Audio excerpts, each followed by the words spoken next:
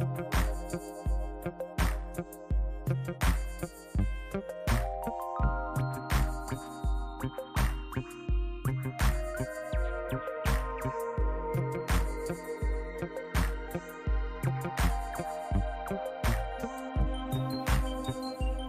Norman, what's happening, man? And here we go. Kidding?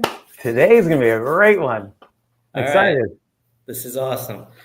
So I'm Jeffrey Tibelli with RCS Professional Services. We're an IT managed service provider with offices in New York and Atlanta, Georgia, New York City and Atlanta, Georgia. We service clients, businesses all over the country, and we're excited to bring this webinar to you today, which is about behavioral styles, DISC profiles, if you heard of it, Myers-Briggs, other stuff like that.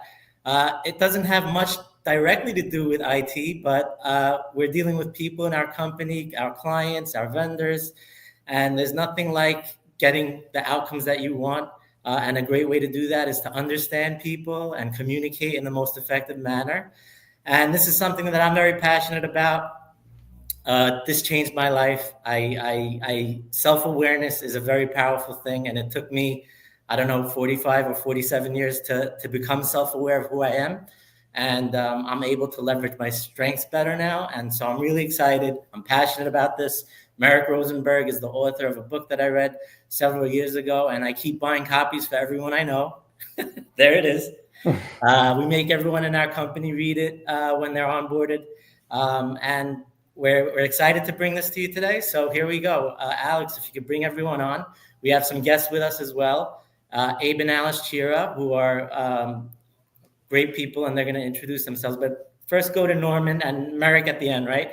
He's the key to the show. But Norman, explain your role in our firm, and let's go over some housekeeping, and let's get to this because I'm excited. Okay, so I basically am the CIO here, take care of technology, finding new stuff, meeting with clients, pointing out where they have risk, planning new projects, basically keeping our clients up and moving into the future constantly. But what does this have to do with IT? It doesn't really matter, because what Merrick is going to talk about today has to do with anything. I don't care if it's business, it's personal, it's everywhere. If you understand personality assessments, you understand yourself, you understand the people around you, you will be so much better at dealing with everything in life. And you know what? I've taken a personality assessment with and here's my parrot. Here are my books. I'm all into this. Yeah, this is great. So a little bit of housekeeping. You guys out there can come on this show, and you guys can ask Merrick questions. You can either do it in the comments in the chat, so you can type up. We'll be watching the comments, so you can throw your comments in there, and questions, we'll ask them and throw them on the screen. Or you can actually come on here. At some point, Alex, who is behind the scenes, she will post a link. And if you click on that link and you turn off your LinkedIn audio, you will be able to come on the show and ask a question live and on stage. So if you want to do that, that is available to you. Without further ado, let's meet Abe and Abe Chera. Thank you. Go ahead, ladies first. Hello, everybody. My name is Abe Chera, and I am a life coach and an executive coach. I've been working with women in the technology space for over 15 years. I give stress management and career development workshops. Part of what I know is an essential piece to growth is obviously to be in the learning space, and to have people such as mentors or educators that allow us to grow more fully into our potential and into doing our work in a way that is good for us. So when my husband introduces Aleph, the organization, you'll see it's something that I know is an essential piece to learning and growth. And I'm delighted to be here. Thank you for hosting, Norman and Jeffrey, and thank you, Merrick, of course, for bringing your wisdom, and very excited to hear what you have for us today. All right, take it away. Oh, wait, sorry, Abe. Yes, thank you. Thank you, everyone, for having us. My name is Abe Chera. I'm one of the co-founders of Aleph Community. You can find us at alephcommunity.org. We're a small organization, a non-for-profit, and we opened up a mentorship program. Olive Community is a space for people to grow and give back and build stronger relationships through mentorships and personalized support. It's just interesting. My two co-founders, one of them, Jeffrey knows both, is like the biggest eagle, and the other one is the wisest wise. And I have to tell you, when I read the book and I spoke about it, it kind of changed. I'm very passionate about it too. It kind of changed my whole the way we deal with people and business and relationships and understanding people's personalities. It was so basic but so impactful for me. So All right. I'm glad I got to meet you guys and be part of this. Can you spell out Olive Community? ALEPH community, one word, .org. Okay. Thank you guys for having us. I appreciate this. And without further ado, Awesome. star of the show. Well, thank you, Jeffrey and Norman and Abe and Alice. I really appreciate it. I appreciate you all reading the books too. It makes me happy that people are, you put these books out in the world and you just hope that they're having an impact. So you're making my day. But today we're going to go take the styles to another level, actually 4 levels. We're going to take them to 4 different levels, adding depth, adding insight, taking them to a place that shows you how to evolve within your personality. So my background, speed version, I founded one of the first team building companies back in 1991. And then these birds that you're about to learn about, I say they flew into my awareness in about 2012, started take flight learning. And that allowed me to just really reinvent how we learn about ourselves through the personality styles. I've written 8 books. I've put out a movie a couple of years ago called Bird Brains Inc. Won 23 Film Festival Awards about the personality styles. That was an absolute blast. And I've gotten to travel around the world. I've worked with 2/3 of the Fortune 100, spoken in 47 states in the United States. So having fun, sharing the birds. Let's dive in. I will give you a sense of what they are all about. So to get a good sense. I did not know about the movie. Yeah, the movie was amazing. It was so fun to do. You could see the puppets there. We shot it with these very Muppet-like characters. Awesome. Absolutely a blast. So we've got 4 styles. There's 4 brain quadrants. There's 4 birds. I just use birds because they're easy. Instead of using letters, which is kind of an alphabet soup, it just goes away. So you use the birds and it makes it simple. So let me introduce them to you. We've got the eagle. Eagles are confident. They are assertive. They are take charge. They make quick decisions. If there's a crisis, they're not like, oh no, a crisis. They're like, all right, why waste a perfectly good crisis? Let's do it. Let's manage it. We'll make it happen. They are action oriented. Next up, very different. Oh, and by the way, you can tell they're confident. They're take charge, direct, assertive, but you get it, right? Pretty easy. Next up, we've got the parrots. And look, parrots are talkative. They are outgoing. If anybody has a parrot child and you've ever just were like, oh my God, I just need them to be quiet for 5 minutes, that child is not going to win the quiet game. They are constantly talking and it's all good. Life's good for the parrot. They're optimistic. They're enthusiastic. They like to be with others. In the workplace, they bring fun. They bring energy. They are the risk takers. They just go for it. Like, what could be bad when you've got a parrot? I have a parrot child, and I was once driving by a tennis court with him, and I turned to him, and I used to play tennis, so I would hit the ball back and forth with him, and I looked at him and I was like, hey, do you ever play tennis? And he's like, yeah, every now and then with my friends. And I was like, well, what do you think? Are you any good? Like, I hadn't seen him play in years. And this is like the most parrot answer. He looks at me and he goes, I am the best of all the kids who are average. Right? Like, he still found a way to say he's the best because as a parent, it's just all good. Right? Next up, we've got the dove. Now, doves are caring. They are compassionate. They are helpful. They're empathetic. They are loyal. They are there for you. I saw this very funny video the other day. I was watching in social media, and this husband and wife they're a couple. One of them is he is more of like this eagle parrot, and she's more of the dove. And he gets on, he goes, all right, you got to tell them what you do with the plates. And she's like, what is so unusual? Every time I take the plates out of the dishwasher, I lift up the plates that are currently in the cabinet and I put the new ones underneath. And he's like, tell them why. And this is like the most Dove answer. She said, I don't want the other plates to feel sad. She's like empathizing with the plates. So for the Dove, they're very caring, they're compassionate. They want everyone to be happy, clearly even inanimate objects. Next up, we've got the owl. Look, owls are logical and analytical. If they're going to do something, they're going to do it right. They have a plan, they have a process, they ask you 1,000 questions. I had this funny moment where I was traveling. Now, I'm the parrot. My wife is much more of an owl.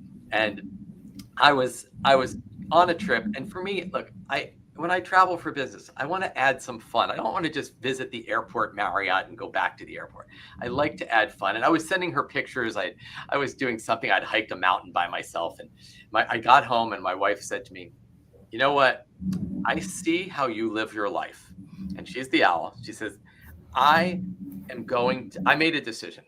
I am going to add spontaneity to my life. And I have a plan. And I was like, you do hear yourself, right? She's like, I know, I get it. And I say, so what's the plan? And she goes, every Tuesday, I am going to make every Tuesday spontaneity day. I'm like, once again, you hear yourself, right? But she did it. She decided every Tuesday, she did this for a full year. She's going to do something she doesn't usually do. Maybe read something she doesn't usually read, cook something she doesn't usually cook, go somewhere she doesn't usually go. And she did it. And it was very interesting. She literally moved the needle a little bit on being more spontaneous. But it does take energy. Look, there's clearly hardwiring here. We are who we are. We've got all 4 styles. And look, we all have a little bit of each one, but there's probably 1 or 2 which are like home base for you. And you can think about that. Think about which style is most prominent for you. But what's interesting is you're going to see them even in the tiniest of interactions. I had a moment just the other day. I was on a rental car shuttle. I was at LAX and I was watching this couple. And I can immediately tell their styles, as you already can do.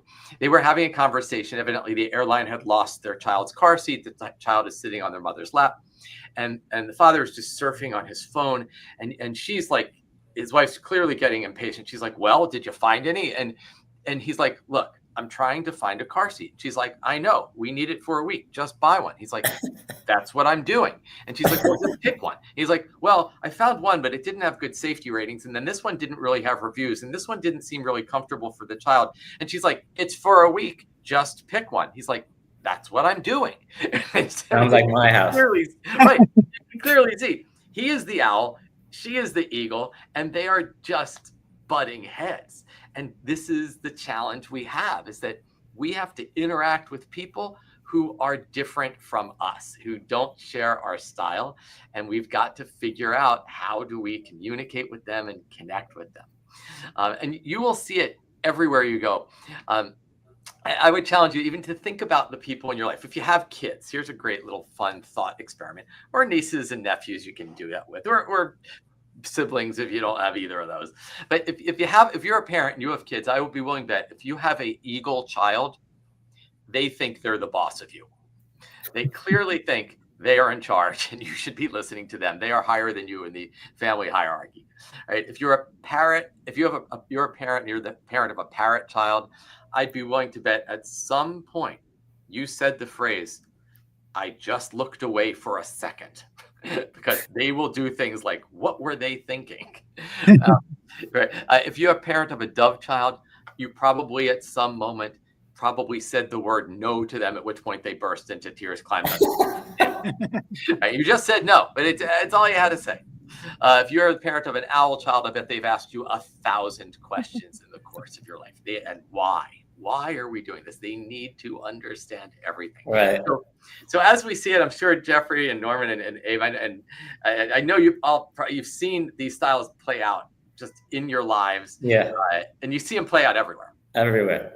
Right. It's like once you shine a light on it, you see it everywhere you go. Yeah. So here's where I'd like to go now. Now that you've got a foundation of the styles, we got to introduce them, got to know the styles. Let's go a little deeper. And I want to introduce you to it's a new concept I'm sharing with the world. I have a new book coming out. It'll be called Personality Intelligence later on this year. You're getting a little sneak. And let me tell you what personality intelligence is. It's this ability to understand the style. So you've got to understand the eagle and parrot and dove and owl. But can you leverage your strengths? Can you use your style and use that self-awareness to be the best version of you? Can you read other people fast, and can you adapt and flex to them? So can you be your best self? That's where we're going to go. And I'm going to show you how to do it. All right. How do you get to the space where you're using your style at its highest level? So let's dig in. Let me give you a little reason why. Get a little brain science here just for a moment. Put on your owl hat just for a second. So what's interesting is our brains want us to be who we are. Our brains literally reward us for being who we are. And I'll give you an example of this. There's all these different hormones that are kind of playing out in our brain. And so for the eagle, when they kick into action and they're being bold under pressure, their brain literally gives them a little boost of adrenaline. It's almost like your brain is saying, nicely done. So when the eagle is in eagle mode, it gets rewarded with adrenaline. When the parrot is excited and they're trying new things and they're taking risks, their brain rewards them with a little boost of dopamine. For the dove, and I love the name of this one. Okay, so oxytocin is the hormone, the neurotransmitter for the dove, but its nickname is the calm and cuddle hormone. When a dove is playing a role in which they're bonding and connecting and showing trust and empathy, oxytocin gets released in the brain. When they're helpful and caring, their brain rewards them for being helpful and caring. For the owl, in short bursts, what cortisol does is it increases focus. It helps them to focus on what they're doing so they can be accurate and do things properly. Now, if you get a little too much of anything, too much cortisol causes owls to be hyper-focused and perfectionistic. Too much dopamine for a parrot causes them to just be like scattered and all over the place. So it has to be in balance. But what's powerful is our brain literally rewards us for being who we are. It's kind of like we're wired to be who we are. And the chemicals in our brain literally want us to be who we are. We get rewarded for being us. And if anyone's ever tried to change someone, like have you ever tried to change a child, be someone else, act in a different way, or a direct report, you want them to be more like you, their brains aren't wired for that. They're not going to get rewarded for being like you. Their brains are actually going to work overtime because they have to work in a way that they're not rewarded to behave and act. So let me show you how do we be our best self, which is what our brain really wants us to do anyway. So there's 4 levels of personality intelligence. I've practiced martial arts for a long time. I've owned my own karate school for about 28 years. I'm a 5th degree black belt. So I'm going to link those levels to. Now I know not to pick a fight with you. Right. Yeah, exactly. My wife, you really have to watch out for. We met in a karate class Nice. all those years ago. And so here's how growth works. And I'm going to use martial arts as an analogy, and then we're going to bring it back into this world of personality. You know, you join a karate class on day 1. You don't really know the martial arts, but you have an instinctive reaction. If somebody went to punch you in the face, you do have an instinctive reaction. It could be to freeze. It could be to duck. It could be to turn and run. You have an instinctive reaction. It takes about 5 years. You kind of travel around this circle. Think about the belts: white, yellow, green, purple, brown, black. Different schools have different colors, but you start and you work your way around to the black belt. When you finally get your black belt, you have replaced your instincts of, oh no, I'm going to freeze, to martial arts instincts. You're now ready to learn the martial arts for the very first time.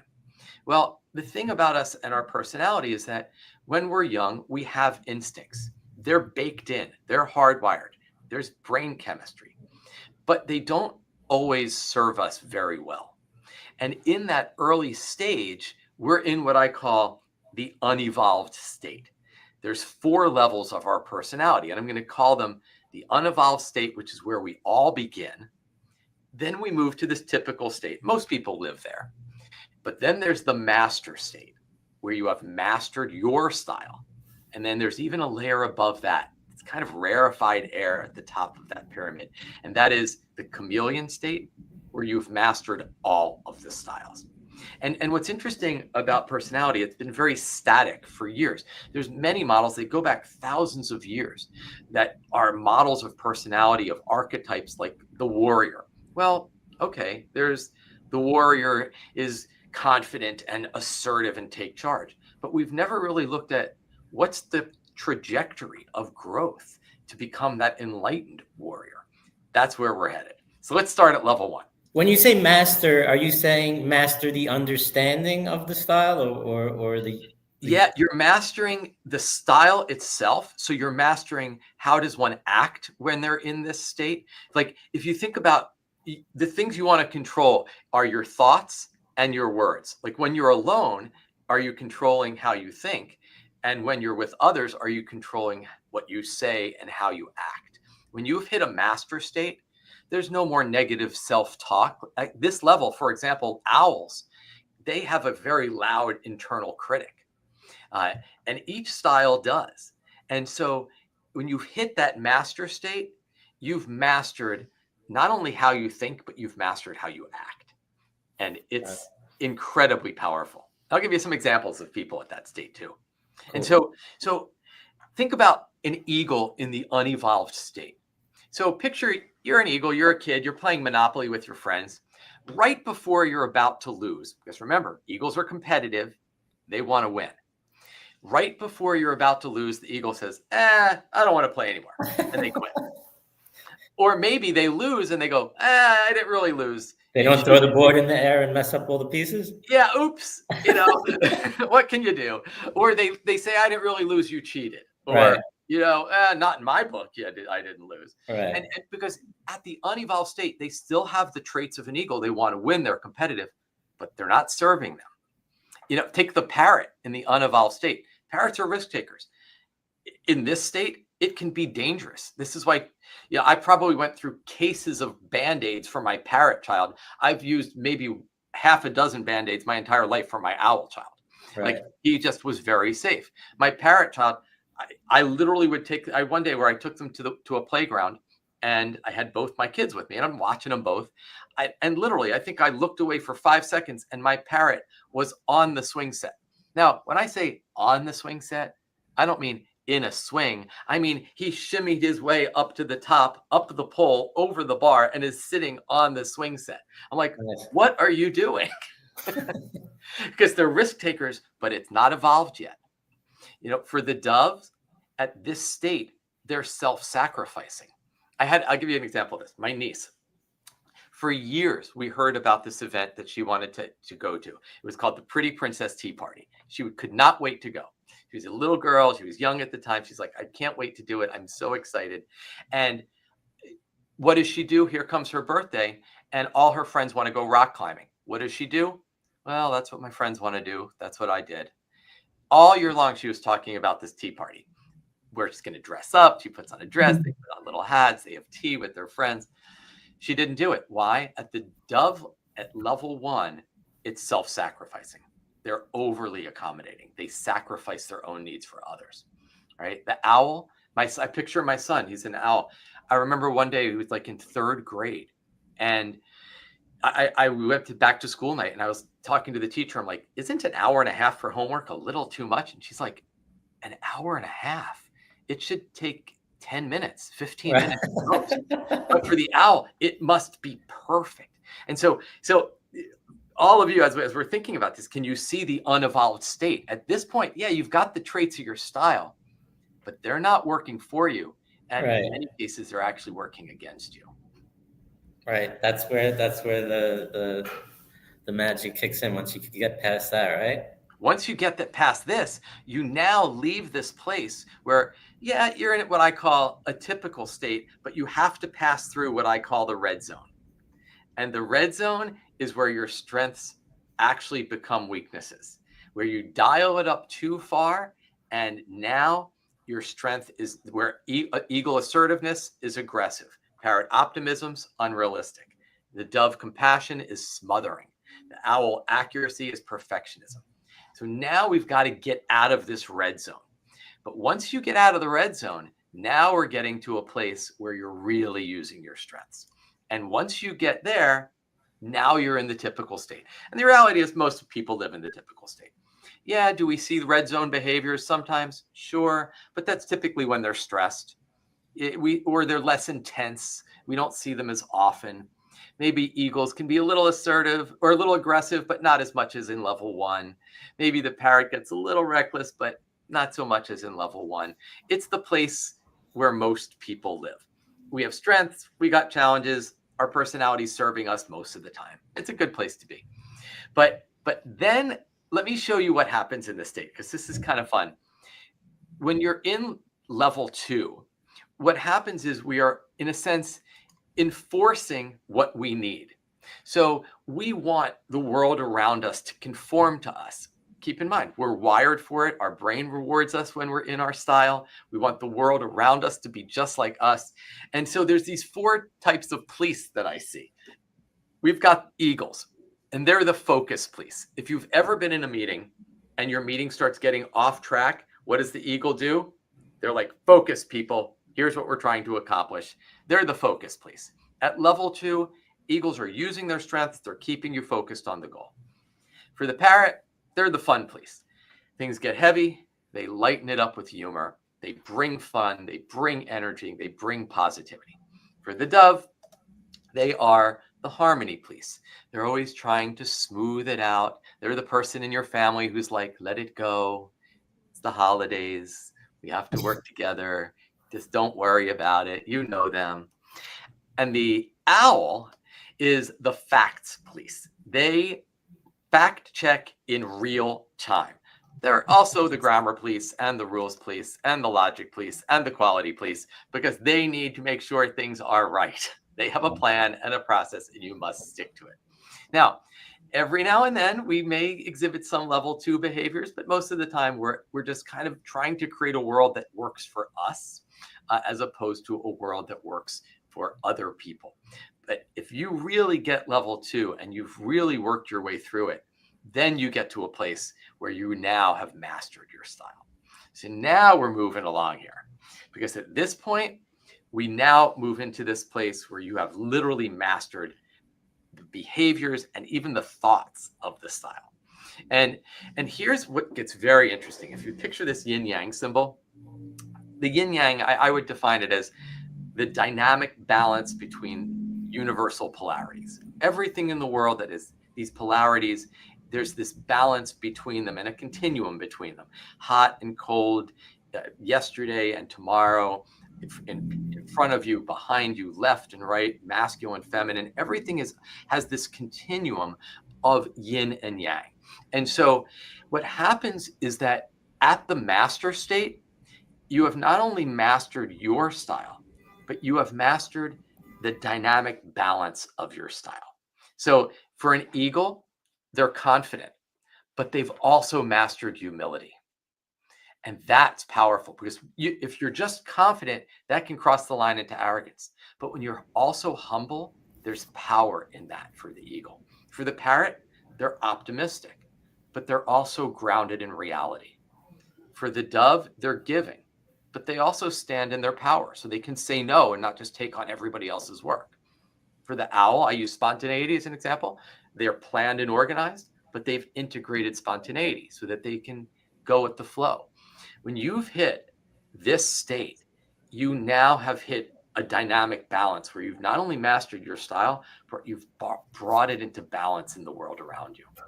So, and can you picture the people in your life? Like if you know somebody in this state that is just, they have mastered, they're the highest version of themselves, you probably want to spend time with them.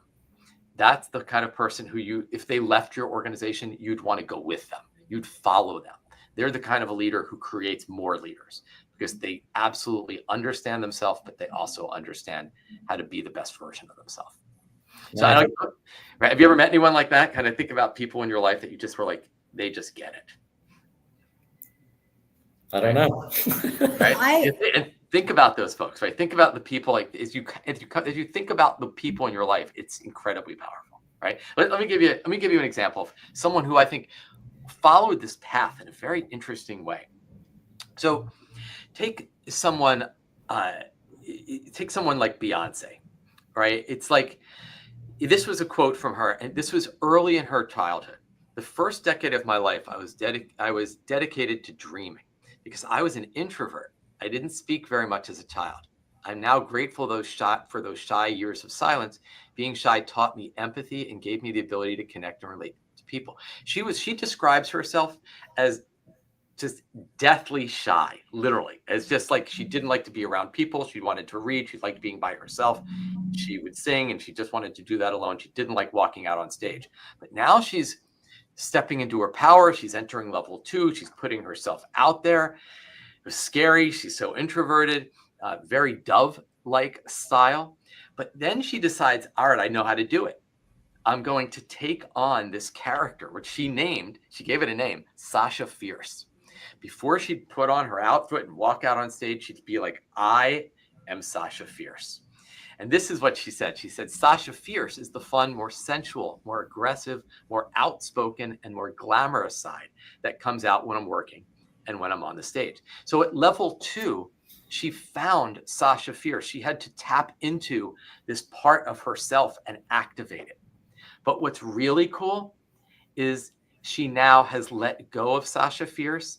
That's level 3, where she doesn't need Sasha Fierce anymore. She can just walk out and be it. And to me, that's just an amazing thing. Right? You get to this place where you have transcended this need to put on the mask to be someone else, and she has stepped into her power. You think about that as just, you're thinking about your own style. Are you using your style? Are you being the best version of That's yourself? great.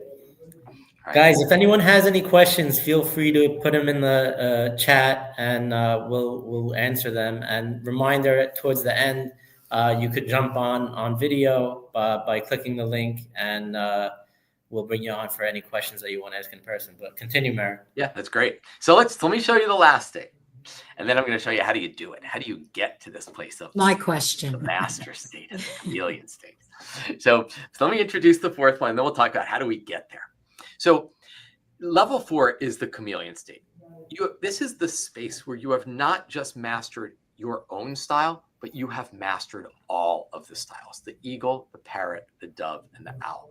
Now, what happens, we all have to display all these behaviors at some point. But what happens for most of us is that when we're in our style, it feeds us. And when we're out of our style, it drains us and it's exhausting. And so the chameleon has gotten to a place where they can display all 4 styles and it doesn't drain them. They naturally can be any style in the moment. And here's the thing: when you find someone who's a chameleon, like Oprah Winfrey is a great example, they seem to have this ability to display any style, and they are incredibly successful at everything they touch. They achieve a level of status that their peers never achieve. And I'll give you another example. I'll give you 2. Taylor Swift and Dwayne Johnson. Taylor Swift, you watch her on stage, it's just bursting with parrot. But she also has a tremendous amount of dove empathy. She gives back. She goes to hospitals and visits children before a show. She takes care of the people who take care of her, from the truckers to the roadies to everyone who helps her. In the studio, it is all owl. She is meticulous. She'll spend an hour on one little sound of a single note that's going to be a small bell sound. As an eagle, she stands in her power. When she feels like she is being taken advantage of, oh no, she fights back and stands up for herself. And she has achieved a level of success that, let's face it, most musicians will never, ever achieve. And so fast, it's unbelievable, right? Dwayne Johnson, you can clearly see the eagle as the wrestler. But then he switches careers and he goes into acting, and now all of a sudden he's very parrot. He's hilarious. You watch some movies with Kevin Hart, another parrot, right? I mean, just so fun, so funny, and just pure parrot. Go on YouTube, tons of videos, very dove videos, where someone is being bullied and he shoots a video for that person and says, I'm here for you, believe in yourself. Videos with his mother playing ukulele. I mean, it's just really touching, actually, with his children. with his daughters, and they're putting makeup on him, and he's like, "That's what you do. I have girls. I spend time with them." As an owl, he owns so many companies. He is an entrepreneur. The amount of organizations, companies he owns, and the way that people talk about him is he is meticulous. When you look at the chameleon, they can be the eagle, the parrot, the dove, the owl at the highest level, and it feeds them. It doesn't drain them. And in a way, that's the goal. Be the chameleon. So let's do it. Let me show you. How do you get there? How do you get to this space where you, in fact, are the chameleon? So step one, you ready? First, you got to be able to read people. So if you're going to if you're going to adapt to the situation or the person, you have to be able to read the person, right? Now, it is great. There is an assessment you can take, and I'll actually share a link a little bit later. I'll show you where you can do that. But if you don't have, someone hasn't taken an assessment, well, how do you figure out their style? Here, I'm going to show you. You probably already have the ability to do it. So let me give you a couple people. Let's take Simon Cowell. All right, anyone here have a guess? What do you think? Simon Cowell's style? Eagle. Oh, yeah. He is the eagle. He's become a more enlightened eagle. He was much more harsh in the early days of American Idol. Today, he laughs. He's funny. He's not as abrupt. He doesn't pick on people the way he used to. But he's an eagle. But you can see he was a level 1 eagle when he started. He is a much more evolved eagle today. How about Kelly Clarkson? Right, bursting with energy. Look at that smile. What do you think? Oh yeah, she is just all parrot energy. Look, she got a talk show. She has an amazing voice. She sings on her show, but I don't think she got the talk show because she has an amazing voice. There's a lot of incredible singers. I think it's her personality. It's her parrot style that's so magnetic and energetic and charismatic. You're looking at parrot energy. How about Keanu Reeves? You think about Keanu Reeves. I'll tell you this. Google nicest guy in Hollywood, and I'll be willing to bet Keanu Reeves comes up at the top of that list. At least 1 or 2. Tom Hanks is often up there too. He is all dove. There are so many stories of just him giving back, and he made a lot of money off The Matrix, and he took like $100 million and donated it to and gave it back to the crew. I saw this one video of him, just these little moments where he was shooting a movie in Canada, and he was riding. The town was welcoming him. It was a little small town, and somebody had put a "Welcome Keanu" sign on the front lawn. They happened to have a Ring camera, and as he drove by on his motorcycle, you could see him. He looks over and he reads the sign, and then you see him turn around, makes a U-turn, goes back to the sign, reaches into his pocket, takes his helmet off, signs the sign. He literally wrote like, "Thank you so much, Keanu," and then goes back and keeps going. He didn't have to do that, but there's these little acts of kindness that you see Keanu Reeves do. Neil deGrasse Tyson, look, he is a great example of the owl style. He is the scientist, but notice what he also did. We talk about being the master. There are many scientists. So why do we know Neil deGrasse Tyson? It's because he's balanced his owl and added in that parrot. See that diagonally opposite style? The parrot in the bottom, in the top right, the owl in the bottom left. Remember I said the master balances the style. The eagle is confident. Doves are very humble. See that diagonal opposite? They balance themselves with the opposite. I think Simon Cowell has done that. I think he has balanced his eagle with some humility. I think Neil deGrasse Tyson has balanced his owl with the parrot and made things exciting and science exciting and fun. So this is powerful. If you can read people, you can understand how to flex to them. And once you know the styles, you almost look at them and be like, got it. I got it. I know what their style is. So let's move on. You ready? Number 2. Number 2 is don't impose your style on others. So, there's this thought. I love this George Carlin quote. He said, "Everyone driving slower than me is an idiot. Everyone driving faster than me is a maniac," because basically our way is the right way. And we sometimes impose our style on other people. And, if you've ever met somebody who resonates with you, as kind of think about like resonance and dissonance. Some people we resonate with, some people we just don't. And even from the moment we meet them, it's like, have you ever had this experience? From the very first moment you met someone, you knew that without any shadow of a doubt, you wanted to spend the rest of your life without them. Right? Like you just knew it. Like I do not want to spend any more than I have to spend with this individual. But then you've also probably had the opposite as well. You just connect instantly. When you reflect your style back to someone, you resonate with them. All right. I mean, it's just so powerful to be able to meet somebody. And if they're an eagle, be direct and confident, be assertive. If they're the dove, soften your words. If they're the owl, provide detail. If they're the parrot, be excited. The more excited you are, the more excited they are. If you connect with them, you create resonance. If you impose your style on them, it's dissonant. And I'll tell you, there was a great study that was done that showed this, which I thought was fascinating. And it hooked two people up. They were watching a movie and it hooked them up to an fMRI. And an fMRI is a functional magnetic resonance image of the brain. It's not a picture of the brain. It's like a movie of the brain. They're asking you questions and you can see which part of the brain is lighting up in real time. And what was interesting was they hooked two people up to watch a movie and their brains, it looked like they were looking at the exact same brainwave patterns. When it was exciting, the same parts of their brain lit up. When it was sad, the same parts of their brain lit up.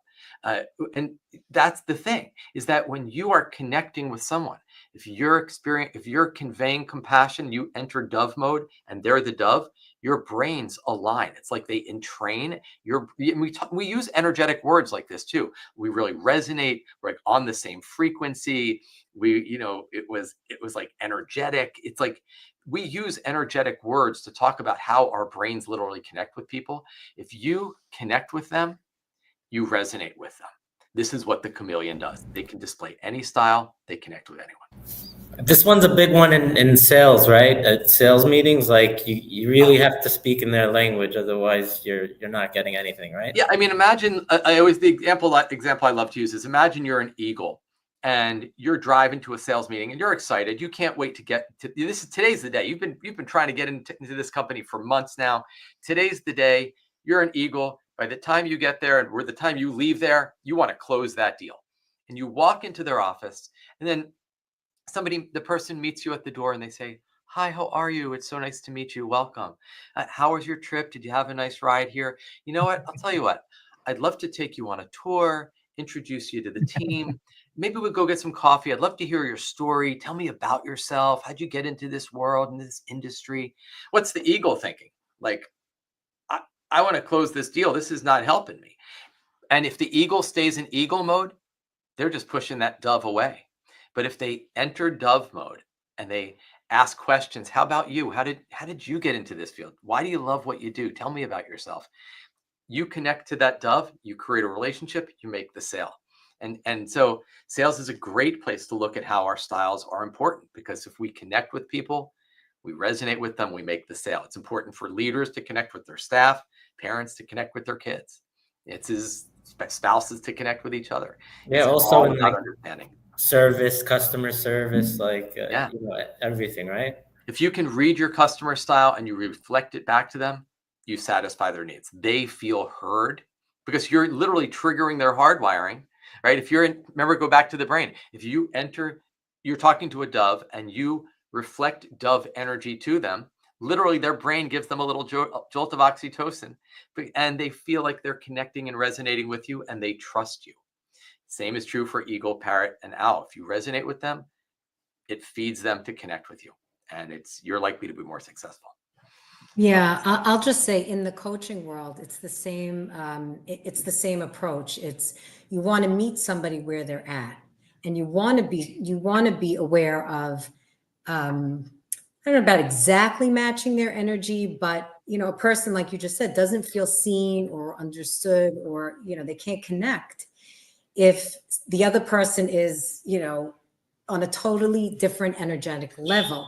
So I think the first piece also is just understanding, like, who is this person in front of me? Yeah. Right. Like, oh, what do I notice about their style? Right. Are they sitting back? Are they, their body, their posture? I think there's so many things that we can bring into when we meet with people to start to understand their style and then sort of, match it. Absolutely. And that's, in a sense, that's 1 and 2. Got to read their style. And then instead of imposing your style on them, create a connection to them. It's exactly it. Okay. So I'll give you one or two more. You also have to be able to communicate in every style. So if you're going to connect to everyone, and no matter what their style is, you need to communicate in their style, right? And the example I always use is, look, if you are if you're talking with someone and they're an eagle, be brief, be brilliant, be gone. Get to the point, tell them what you got to tell them, and you're out. If you're a parrot, dial up your energy. If you're a dove, soften the words. If you're an owl, provide a lot of information, because otherwise they're going to have a lot of questions.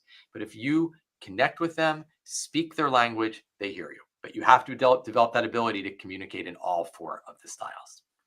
The next one is, you not only have to be able to adapt to the person, but you have to be able to adapt to the situation.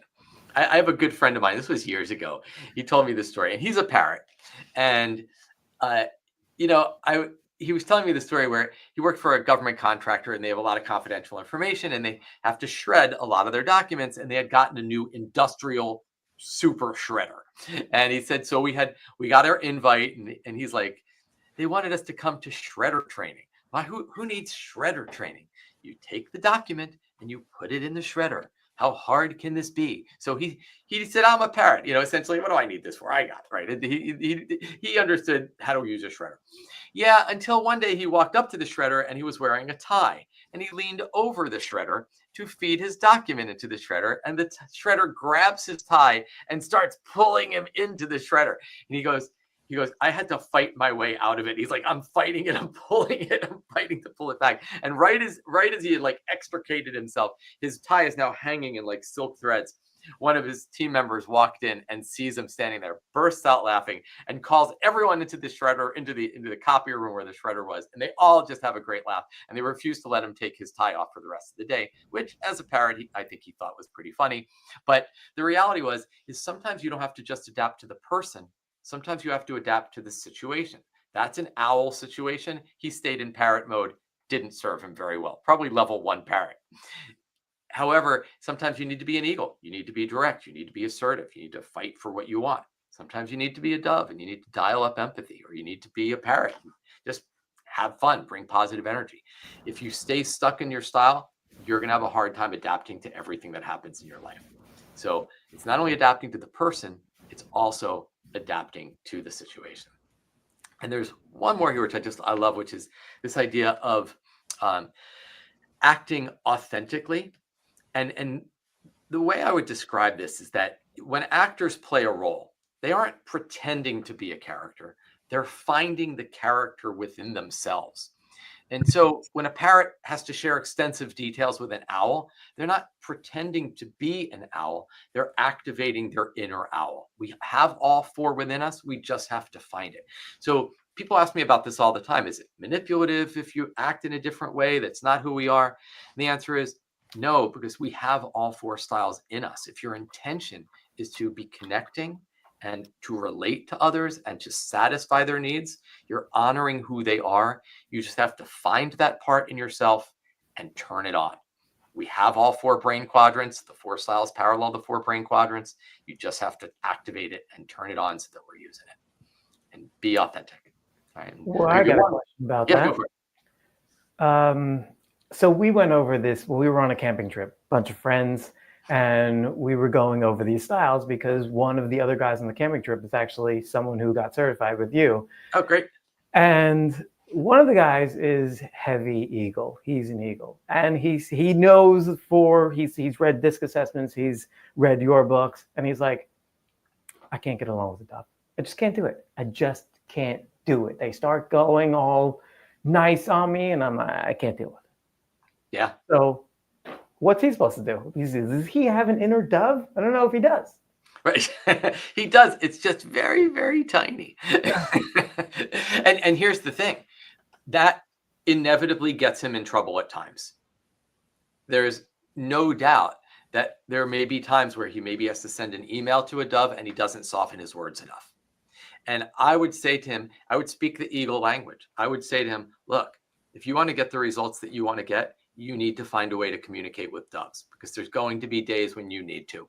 And if you don't communicate to them effectively, and because you don't want to deal with an emotional response, communicate with them ineffectively and let's see what the emotional response you have to deal with now. So you have to find a way to be able to activate that part of you just for an instant, just for a moment, or else it's going to create more problems for you.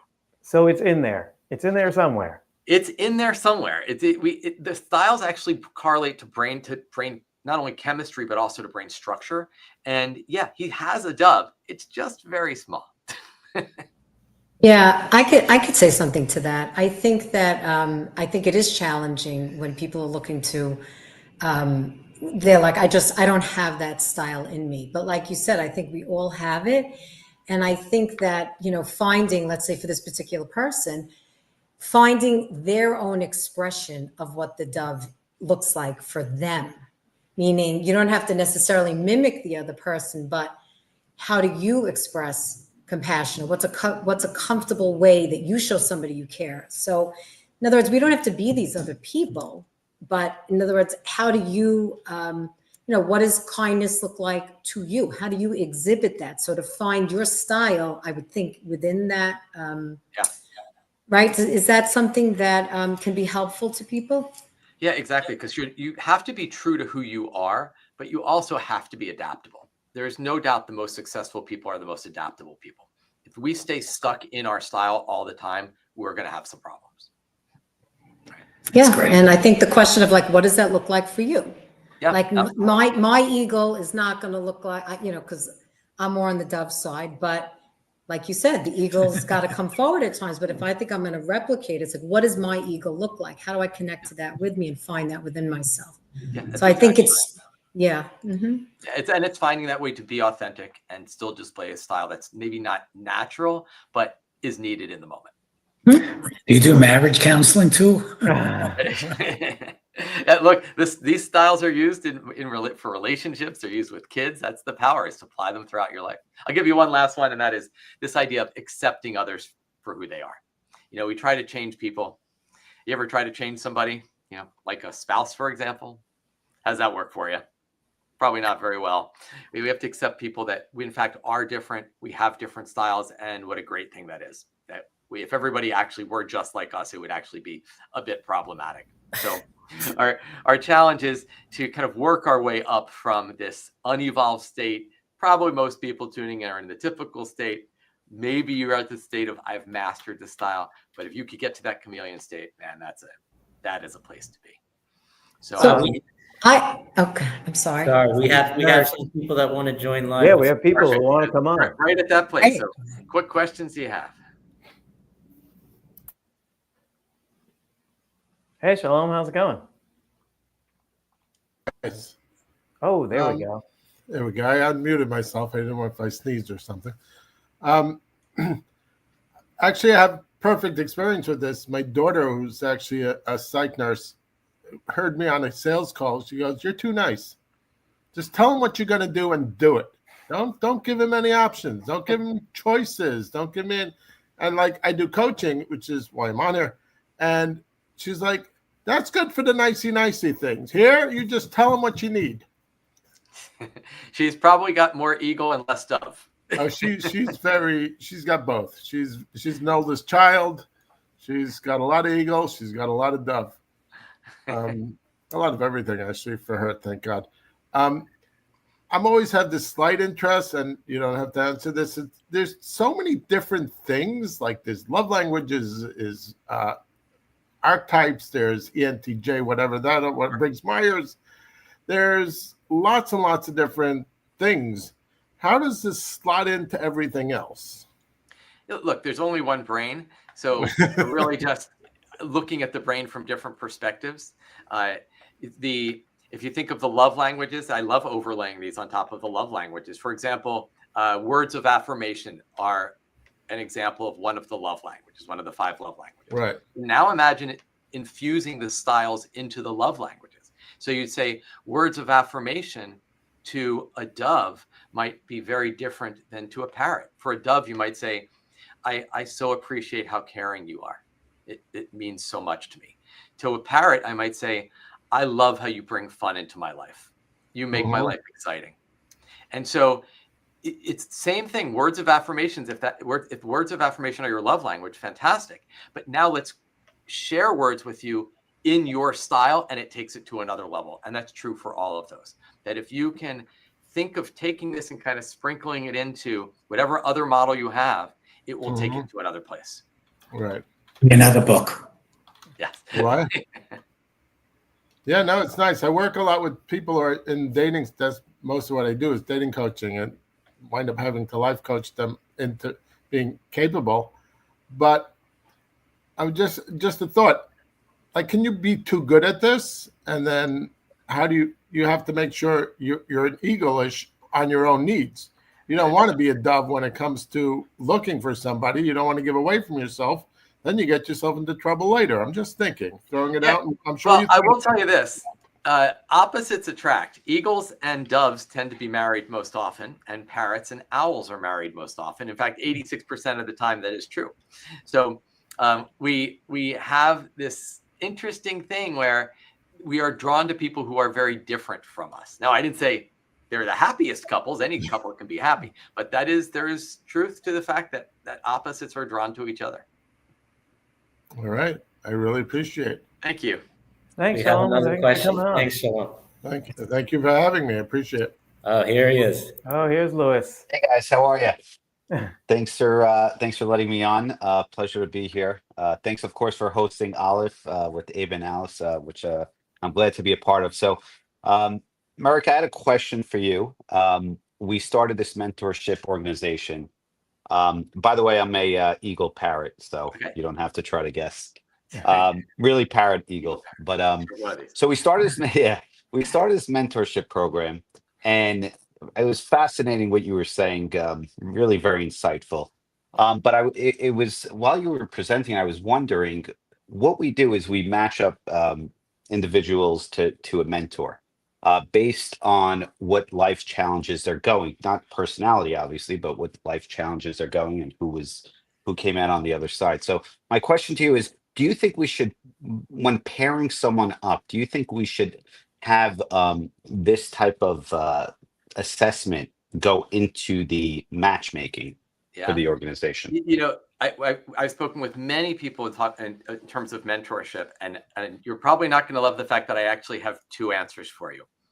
On one hand, it's incredibly powerful to have someone who you resonate with and shares your style. You'll immediately connect. You speak their language. They understand you. It's going to be easy. So there's absolute truth to that.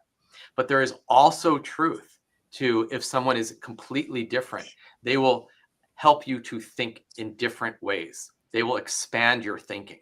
They will get you to try things that you would have maybe never thought of. So it's not like there's a definitively, yes, you'd want to match them with the exact style. There are reasons why the opposite style is incredibly powerful.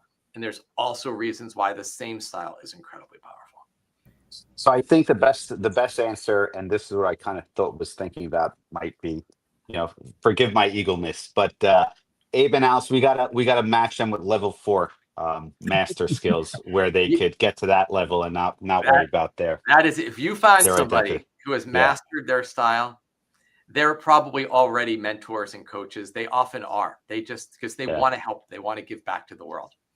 Level 4 is a level that I'm not going to strive for, but I'll try to get to level 3 with your help. Thank you. That's I first. appreciate it. Yeah. Thank A you. question, Merrick. So I really appreciate this. It's just fantastic. And I think it could be so helpful just in terms of, relating personal life, work life. But where does the average person start in terms of exploring, understanding your style? Like you said, mastering the other styles. What does that process look like? Or where do you see, what's the beginning, the entry point I'll for even this? give you my next slide. That's a good question. Oh, great. Okay, good. So you Good. teed it up perfectly. Mhm. Honestly, for me, we have people take an assessment. It's what allows them to see what their style is. There's a QR code if you would want to take it. It's the profile costs $50. It's 20% off if you want it. If you scan that code, just enter RCS 20.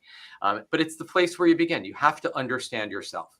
And this report, it gives you a sense of self-awareness. There's also a children's profile we have as well, which is really amazing. Helps children understand who they are. There's kid versions of the birds. It's really fun. But this is where you begin. You understand your own style. You understand how you're impacting others. You understand what your natural traits are. And this is where you got to begin. If you don't take the assessment, you do some self-reflection. Where do I think I am? How strong am I as an eagle, a parrot, a dove, and an owl? This will give you a graph, but you can do that as a kind of thought experiment as well. If you're not an owl, how long does it take to take the assessment? It takes about 10 minutes to take it. Okay. But it is true. Years ago, before the internet, this is back in like 1994 when we were walking into training programs holding paper-based assessments. I wasn't using the eagles, parrots, doves, and owls then, but I'll use them in this analogy. I was using the DISC model. But the thing was that I always knew whoever finished first was always an eagle. Whoever finished last was always an owl. And I always had to try to rush the owls. I'm like, all right, you've been doing it 20 minutes. Finish up. Yeah, no, taking that assessment was like, just because I'm like, and I don't know if I still am, but like my eagle was like at the 1 degree, like 1 out of 100. I was like between 0 and 1, if anything. I didn't see any color in it. No. And on the owl, I was like between 99 and 100 maybe. Right. And on the dove, I was like I was so extreme in so many of them. The only one was the parrot was like, I was in the middle somewhere. Like that was like so. And then I'm like, what am I doing all my life? Like, why am I doing all these things that I'm not supposed to be doing? And then I read the book Strengths Finders, which the guy, not to go on, I don't know if we're over, but you could take a Strengths Finder assessment. It tells you what you're great at. But one of the things in the beginning of the book is he talks about the movie Rudy, which if you saw it, this guy went to Notre Dame. All he wanted to be is play football in Notre Dame all his life. And he spent his whole career like trying to get there. And in the end, he made it into the last play of the game. They felt bad for him, whatever. He made the team. He was on the practice squad, whatever. And then the author's like, play to your strengths, not your weaknesses. What did he get out of his life? At the end of the day, he played in one game, in one play in the football game. And that's all he ever did. Like, so he shouldn't have been trying to do that. I was like, I'm not saying he's a very successful guy. He public speaks right now and so, all that stuff. So it did something for him. But in the football sense, what did he really do? And it's like same thing in life and business. Like, just work on your strengths more and not fixing your weaknesses so much. I find valuable. Yeah, and it's what I was saying. That's the level 3 person. It's being the best version of themselves. It's being who you are at the highest level. Do we have time for more people to come on? Do we have time for more questions? I'm happy to stay. All right, let's bring somebody on. Hey, Erwin. How you doing? How are you? Good. Absolutely amazing. So I'm saying hello to everybody on the screen who I know very well. You basically, I love the entire presentation. Thank you. I've been called an owl, so I just want you to know that. I don't know if you're familiar with Daniel Pink, but Sure. he wrote a book called When, and there's 3 types of people. It was very connected to yours, but you took it to another level. He says there's the lark, the third bird, and the owl, and he describes that, and it's great. But the way that you put that pyramid, I just wanted to commend you on an incredible presentation, and Jeff and Norman for presenting. They're good friends along with Alice and Abe and everybody else on there.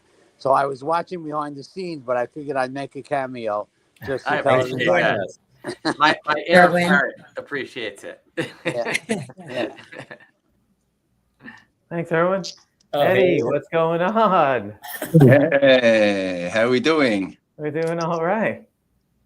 Fantastic. First of all, Merrick, thank you very much for the book. It filled up a lot of time spending time with friends.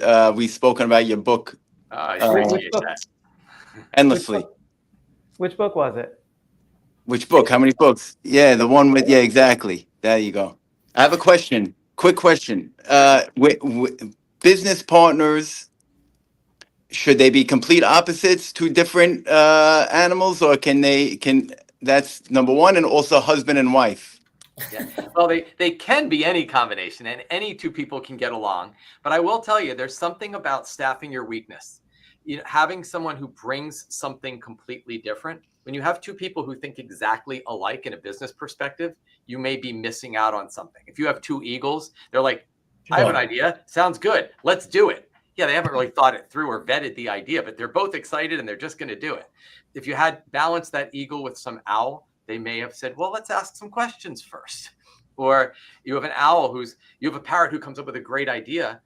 Okay, but the owl is poking holes in it to make sure it's going to work. And that's important, that they complement each other. So there is definitely something to be said about complements as opposed to opposites. Somebody who complements you and adds something different. And in our personal relationships, it's not that you should be married to someone of a certain style. Any combination can be happy. But the most important thing is that you accept them for being who they are rather than judging them for being different or trying to change them into who you are. Right? My wife is an owl. I'm a parrot. We're very if they're different. opposites and they're stuck in level 1 or level 2, that's a problem, right? If they're at level 1 and they're opposites, it's a problem. Right. I probably drove when I met my wife, all these years ago, probably drove her crazy because as a parrot, I was probably not the most evolved parrot. It's 30 years ago or 33 years ago now. And so, at that time it was, look, I'm having fun. I'm living life. She was like, my wife met me and she said, so we go to get married and she's like, where's your checkbook? And I hand her the checkbook and she said, not the checks, the register where you write it all down. And I looked at her and I was like, I got that all in here. And she looks, no, seriously, where is it? I'm like, seriously? And she looks at me like completely just mortified and says, you do realize banks make mistakes. They do make mistakes. And I looked at her as a parrot. Now, this is like level 1 parrot. And I'm like, look, I get it. Banks make mistakes. But in the course of my life, they'll make mistakes for me. They'll make mistakes against me. In the end, it'll all even out. And I'm not going to have any stress my entire life. And by the way, I haven't written a check in 33 years, and I'm very happy about this. So sometimes it's not. So early on, there was probably some judgment there, but now there's no judgment at all. It's like, well, you're more of an owl, and I'm more of a parrot. The other day, she said something, and it was no judgment. It was just a fact. She looked at me, and she said, I can always tell who's made the bed in the morning. Like when I come home, I can always tell which one of us made it. And she's right. She is the owl. It is definitively better. But there's no judgment. And that's the most important thing is it doesn't matter what the combination is. It's do you value each other? Do you accept each other? And do you not judge each other? Beautiful. Thank you. All right. Thanks, Eddie. Thanks, Ed. I have one more question before we close. Awesome. Is there any gray area between two of the birds? In other words, is everybody like they're either an owl or they're a parrot, or is there any gray area between them? No, think about it like this. Think about them on a continuum. Like I'm a parrot, but Robin Williams was a parrot, right? So there's degrees. It's not that there's gray area. It's more that there's degrees of parrot, right? You can be a dove, but there are some doves who are Mother Teresa. And there's people who are doves. So there's levels of dove. There's levels of eagle.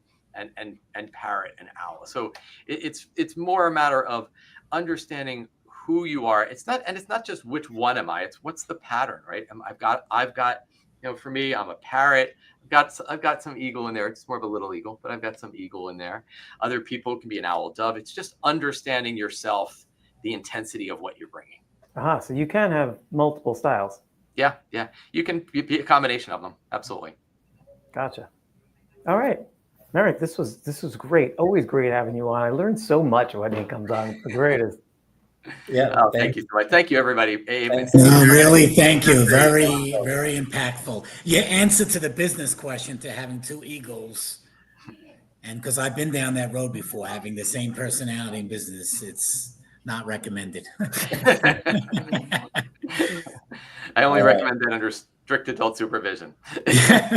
It's funny you mentioned the two eagles, because when he was talking about like, if a dove sees another dove, they're going to get along, and I thought, would two eagles get along, or would those two guys butt heads?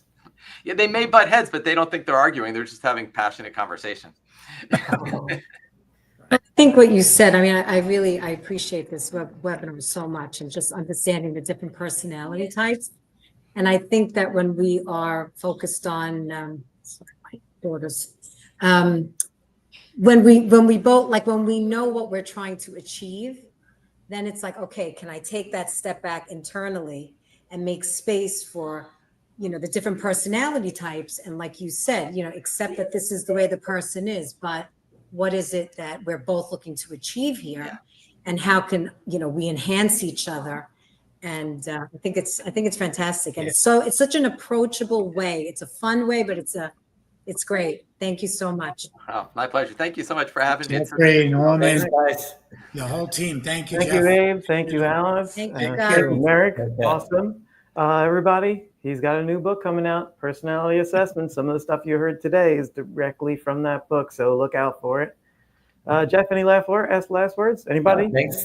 This is always fun. Hopefully we could do it again, Merrick. Thanks so much. Absolutely. Thank you so much. Awesome. Take Thanks care. a lot. Guys. All right, everybody. Thank Have you, a great one. Jeffrey.